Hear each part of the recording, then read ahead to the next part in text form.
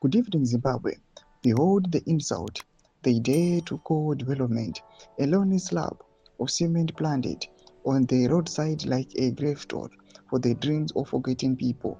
A man who oversaw the bleeding of our lithium fields chooses this as the gesture of gratitude, a token so hollow it exposes the truth that the powerful have long stopped seeing the communities they claim to serve.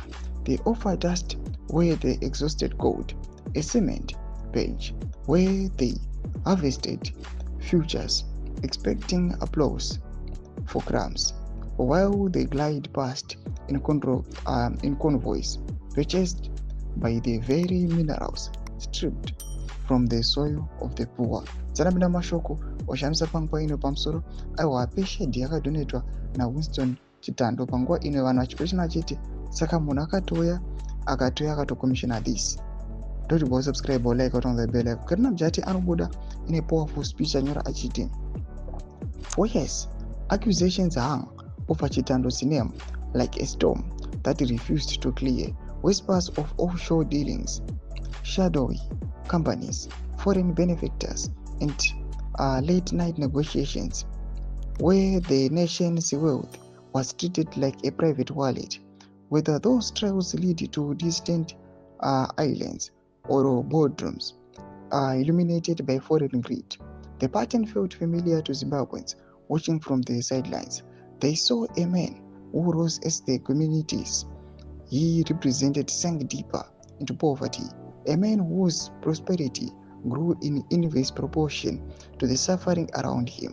Lithium, a new promise of a broken economy, slipped through the country's hands like stolen dawn. So, when the final curtain fell and Chitando walked out, stripped of honor, it was not scandal, it was a rhythm of justice catching up. The ancestors have a way of dragging truth into daylight, of tearing masks off faces that have smiled too long while the nation bled.